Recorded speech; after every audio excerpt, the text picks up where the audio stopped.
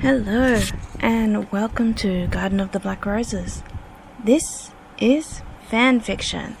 Now, I have a few more fanfiction bits and pieces to record before I go back to my original pieces.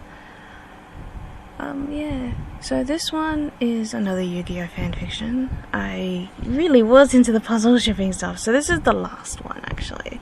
Well, the other one hasn't actually got anything written, it's just got ideas and stuff, so nothing actually, no chapters, so to speak. But yeah. So this one is probably the one that I've written the most chapters for. It's called Dreams of the Undead. Arc 1, Chapter 1, Ordinary Day, Yugi's Point of View. Just another ordinary day. I guess I should let you know who I am. I suppose you may have heard of me, but I'm not surprised if you haven't. My name is Yugimoto, the international champion for a card game known as Duel Monsters. People who duel call me the King of Games. But unlike any other sort of royalty, it doesn't come with many privileges. More like pains, if you ask me. I love dueling, but for the fun of it, not to prove that I'm still the King of Games. I attend high school like any other 16-year-old, and I have to do homework and study. I even have a part-time job. Lucky me. I work for my grandpa at his game shop. I'm small for my age, so I seem to attract bullies by the bundle. Joey always says I look weak, and that's why they are attracted to me. How could someone like me not look weak? Anyway, today we're hanging out after school. The arcade, maybe the mall? We haven't decided on where yet. But they insist that they want to spend some quality time with me before Joey and I go on the big tournament that is being held in Tokyo. Oh, I should explain who Joey is. Joey Wheeler is a blonde American who moved to Japan while I was in high school. He's a bully turned protector / best friend. I can trust him with anything. I have other friends as well. Tristan Taylor, a dark brown-haired guy.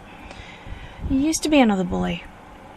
He and Joey were friends and bullied me together before I stood up to Yugioh for them. Then there's Tia Gardner, a brown-haired, blue-eyed girl who seems to be the mother hen of the group. When us boys get hurt, she's always fussing over us. My group of friends is small but tight-knit. I have two other friends, who are more pen pals as I haven't seen them in a long time. Rio, Malik and I grew up together. We were so close that our parents would tell us they would have to surgically separate us in order to take us home for the night. Rio Bakura is an albino boy who moved to England with his parents as the weather there is kinder on his skin. Malik Ishtar, on the other hand, is in Egypt with his brother and sister. They moved there after their parents died. Initially it was supposed to be only for a month, but things became complicated for him, and they have delayed their return indefinitely. I receive a letter from them every week, and I write back as soon as I get one. I also have a rival. He's a rich boy by the name of Seto Kaiba, CEO of Kaiba Corp. He's been trying to win my title as King of Games ever since I earned it so many years ago.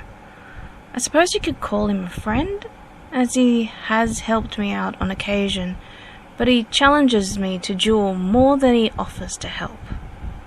Anyway, I digress.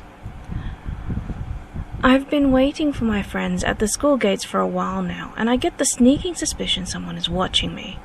I can feel that creepy, crawly feeling you get up your spine when you know someone's staring at your back intently. This stare is intense, almost like lasers, but I can't see who's doing the staring. What's eating you, Yug? Joey always catches me in a headlock. He seems to enjoy it for some reason or another. You look I don't know. Paranoid? I just feel like I'm being watched, I replied with a sigh. I gave a shiver and smiled. Probably just imagining it.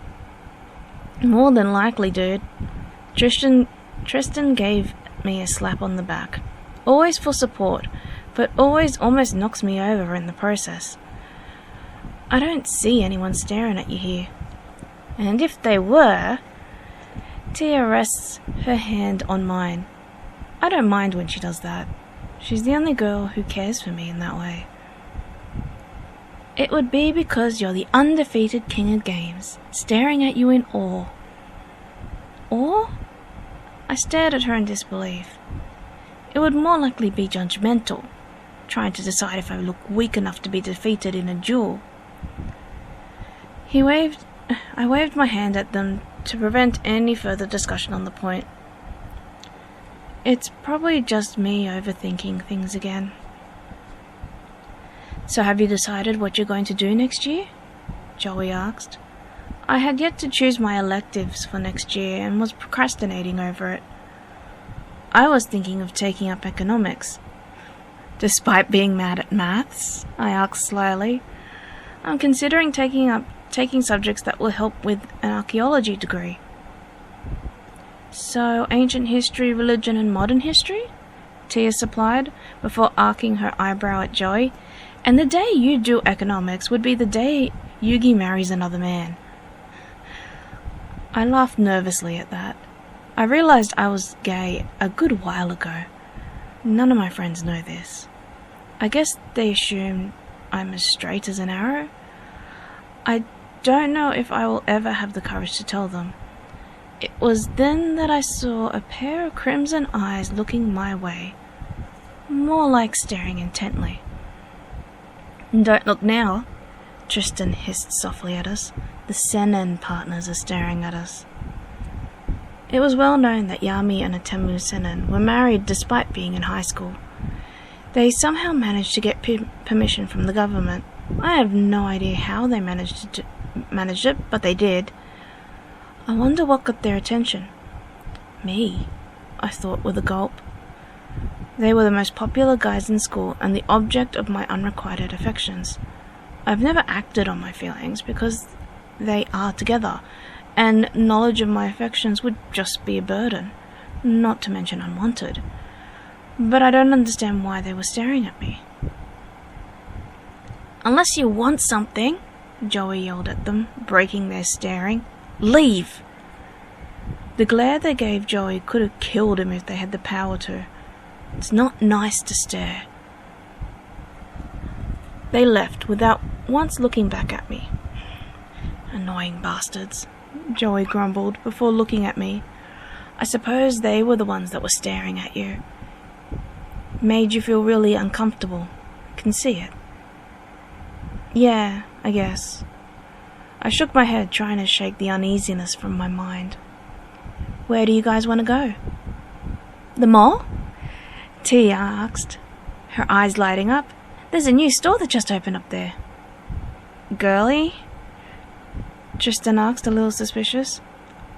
I heard of that one, I said, feeling myself a bit happier for the change of topic. It's called Mizuya. It's a karaoke/restaurant, isn't it? Been meaning to check it out. I know, right? Tia said, jumping up and down. We could ask Serenity, Duke, Mokuba to join us. It'll be fun. Anyway Mokuba goes, Seto will follow, I said, with a sly hint at Joey. I doubt he will let Mokuba out of his sight for any length of time. Let's give them a call and see if they can make it then, Joey said, whipping out his phone. I'll call Serenity.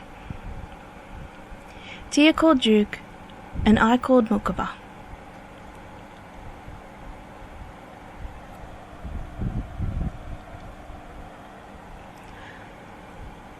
I sat on the couch listening to Tia sing the Technicolor phase by Our City. The song was kinda creepy in a way, as it described someone being almost stalkerish. It really made me think of how Yami and Atemu always popped up unexpectedly near me, particularly the line, You can go anywhere you wish, 'cause I'll be there wherever you are. I sighed. I closed my eyes and leaned back, just letting the music wash over me. Yug? Joey sounded concerned. You okay? Just tired, Joey, I replied, with my eyes still closed. It's good to unwind a bit. I paused before asking, do you believe in reincarnation? I'm not sure about all that myself, that mystical stuff, Yug, he said. I felt him move closer to me as Tia flopped down on the seat, the opening notes of I Write Sins Not Tragedies by Panic at the Disco before Tristan started singing. Not a song I would really pick for him to sing, but whatever, each to their own. I'm not sure of it as well but I keep getting dreams, sometimes even memories, of someone who looks like me. I sat up and watched Tristan dance oddly to the music as he sang. You know how you were all amazed that I could play a flute? Joey nodded quickly, urging me to continue. I didn't learn it. I knew it. I have a memory of me wearing a shanty from ancient Egypt and playing the flute for 2 royals. The tune you played from that memory? Joey asked quietly. Tristan handed me the microphone, and I smiled up at him before turning to Joey and nodded. I'll explain a bit more when I get back. I got up and flicked through the song list, finding a song I felt I needed to really sing. Almost a statement, really. The first few notes of Affirmation by Savage Garden began to play, and the range of reactions from my friends was almost amusing. During the song, I felt someone staring at me again. I looked up to see a familiar pair of crimson eyes watching me through the small overhead window. I closed my eyes and continued to sing, trying to block out the feeling. Taking a deep breath, I opened my eyes and looked up at them as I sang, I believe forgiveness is the key to your unhappiness. And continued looking around to my friends until I felt the need to look up at them once more, to sing, I believe in love surviving death into eternity. Something told me that those two needed to hear those lines as much as I needed to sing them. Another strong urge forced me to look up and sing, I believe you don't know what you've got until you say goodbye. I sang the last few words before handing Milkaba the microphone and sat down next to Joey. You look distracted there, Yug, Joey commented quietly. It seems Yami and Atemu are not finished staring at me yet, I mumbled softly. Joey reached up and shut the blinds on the window. I don't know why they seem intent on watching me. Perhaps one of us should walk you home this evening, Joey replied, his voice full of concern. I don't like how those two are always near you, Yug. I'll be fine walking on my own, I replied, forcing my voice to sound more confident than I felt. They haven't followed me home before. If you say so.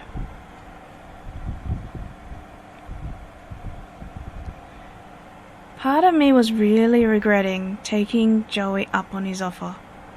I ran from the sound of wings behind me. Something was following me, and it sounded huge. I fell over and turned around in time to see a pair of crimson eyes and giant bat wings before everything fell into darkness.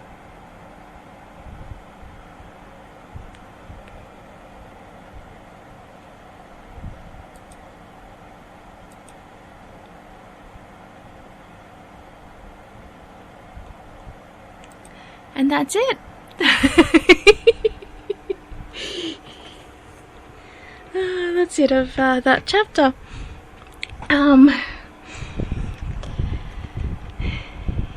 Yeah, I'm going to, for this series, trial a few different outros, see if they feel comfortable with the way I say it. I mean, I've got the comfortable feeling of saying let your imagination grow wild. But I want to add in the like and subscribe bit to it. Just gotta find a way.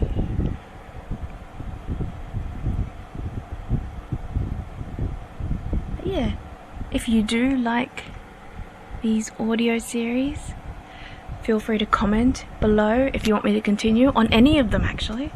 But yeah, like and subscribe so you can follow for more. I not only do these, because if this is your first video slash audio listening to it, I don't just do audio recordings of my stories, I also do craft, which is what the video is that you're watching right now. I also do games, and I do witchy stuff too. I might add more to it, but that's the main three. Anyway, as always, remember, let your imagination run wild. Bye for now.